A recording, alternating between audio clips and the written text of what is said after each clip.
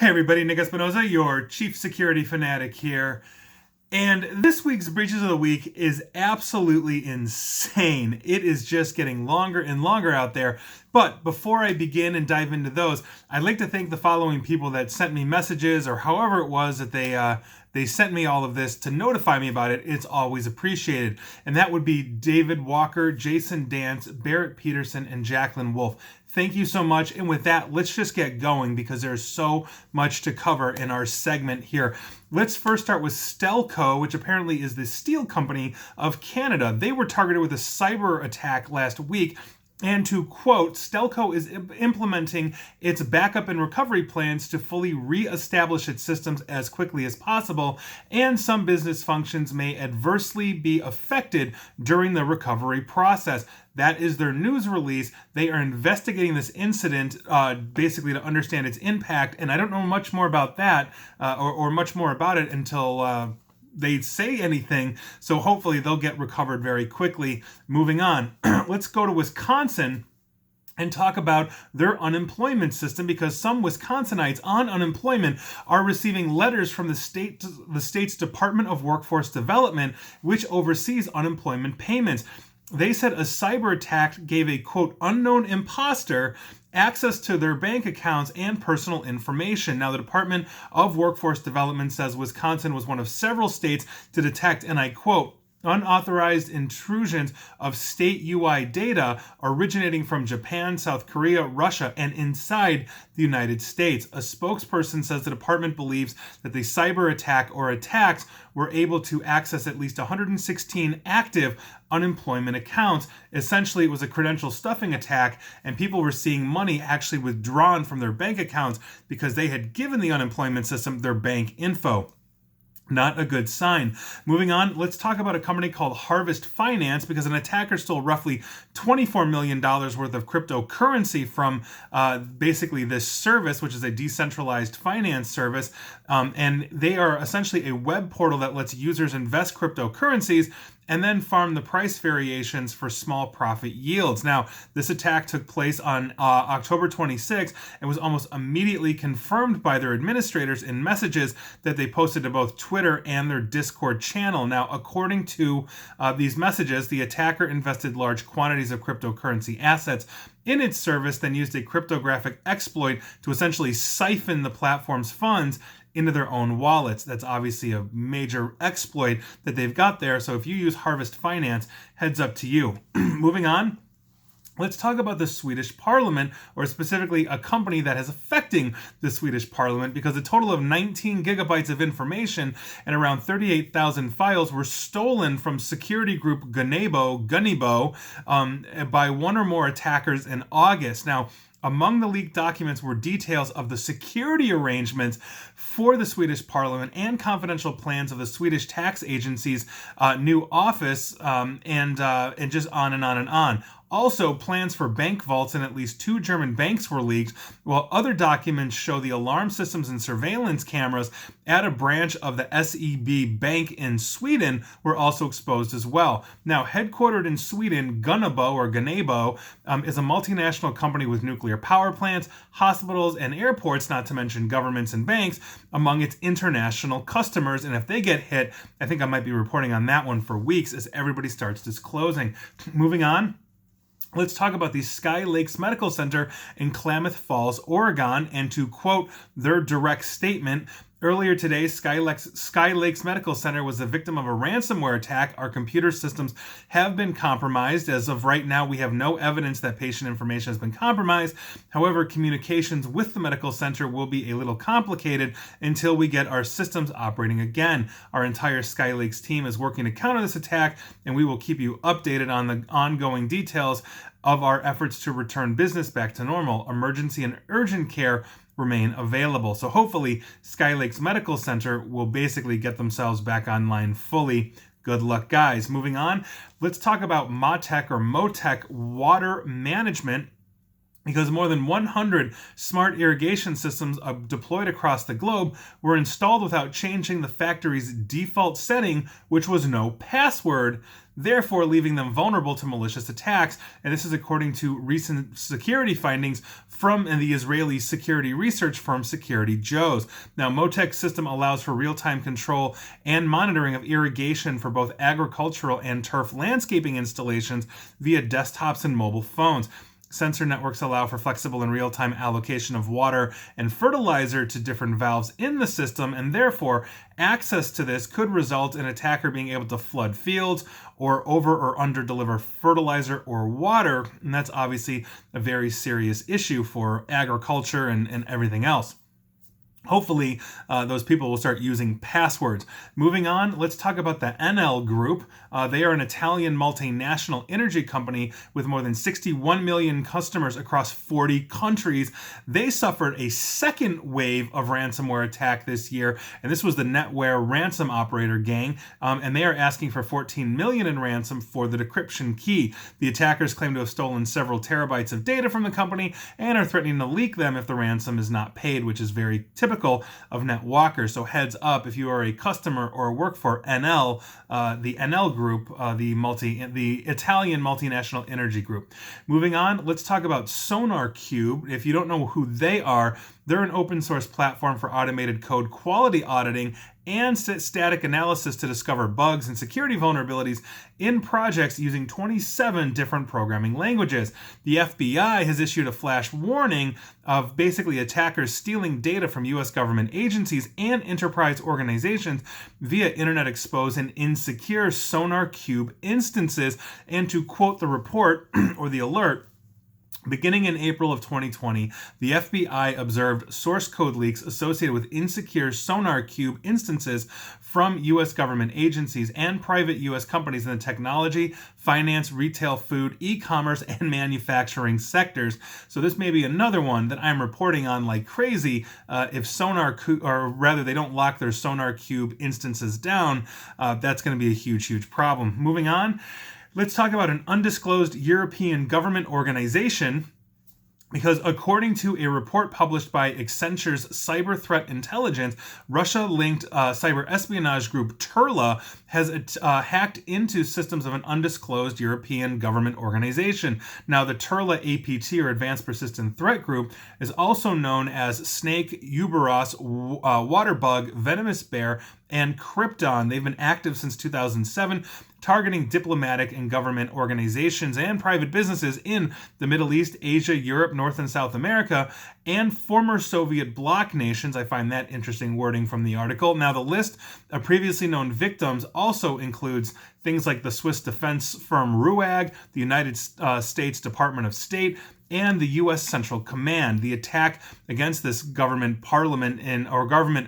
organization in Europe is in line with their espionage motivations in the past, and they typically utilize attacks of things like remote procedure call, backdoors, as well as remote access Trojans, and on and on and on. So hopefully that undisclosed European government organization is going to be able to clear out the attacker and lock themselves down. Moving on, let's talk about Home Depot. This is the hardware superstore here in North America. Multiple reports have emerged from Home Depot customers in Canada stating that the company sent them hundreds of emails containing order information of strangers. Now, users received upwards of 600 order ready for pickup reminder emails and shipment related notifications, each pertaining to a different order. Now, what alarmed hundreds of users was that the orders were not associated with their Home Depot accounts, and therefore it is considered a data leak under Canadian law. We'll see what happens, but heads up if you use Home Depot in the Great White North. Moving on, let's talk about Sonoma Valley Hospital in California, because what they are calling a significant downtime event is essentially their security system got affected. Now, officials are saying they've been able to maintain operations and patient care by essentially leveraging the business continuity plan for the hospital. Good for them. And their IT team is obviously working to restore this. I'm not exactly sure what happened there. Sounds like ransomware, but we don't know, and they're not saying. If I know, I'll let you guys know.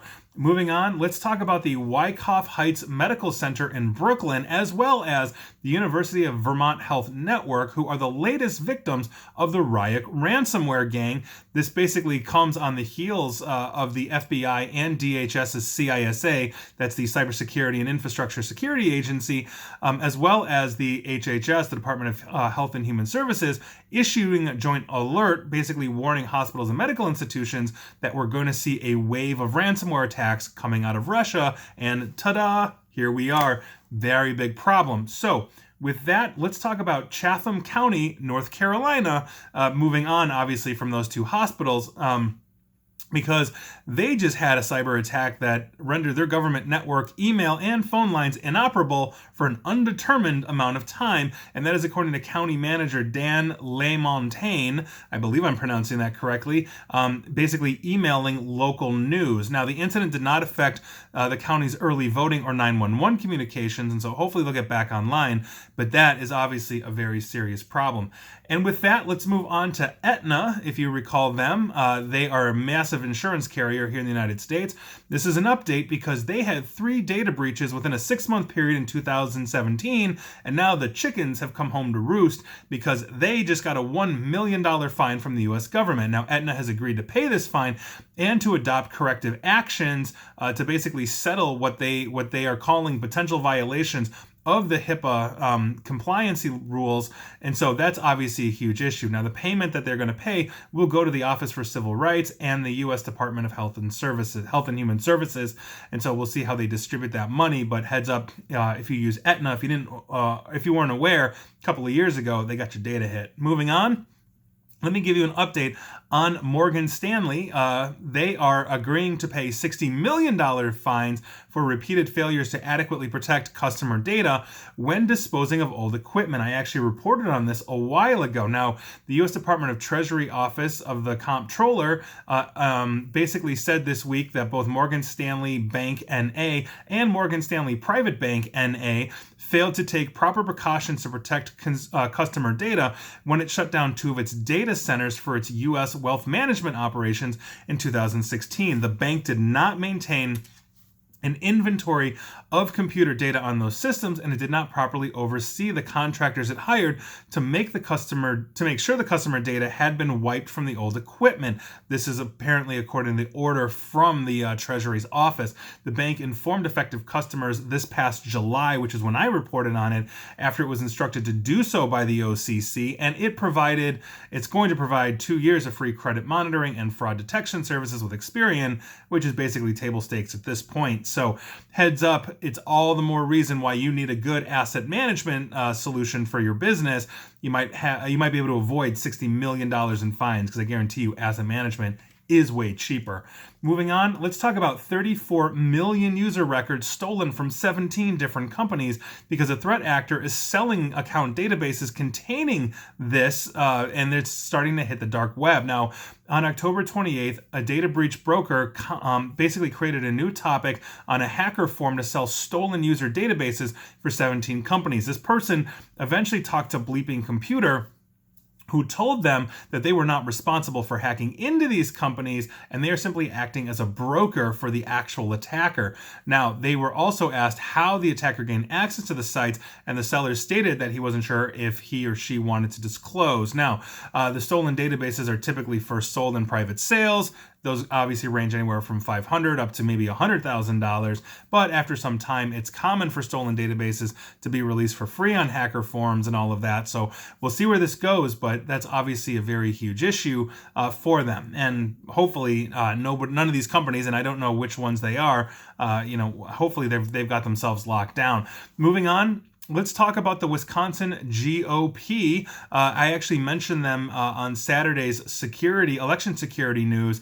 They had 4 vendors. Basically, they got hit, and attackers were changing vendors or invoices from 4 different vendors, and were able to rip off $2.3 million from the Wisconsin GOP, or the Wisconsin State Republican Party. That was money that they had claimed was going to be going to advertising for the Donald Trump for President campaign, and so we'll see what happens there. But they've obviously got the FBI involved, and that's a huge issue. If you want more information, check out my last video from the day before. Moving on, let's talk about Redmart, because news broke this past Friday that 1.1 million Redmart accounts had been compromised after an individual claimed to have access to a database containing their personal information, including names, mailing addresses, email addresses, phone numbers, encrypted passwords, and partial credit card numbers. So if you use Redmart, heads up to you. I don't have much more information at this time. We'll see what happens. Moving on.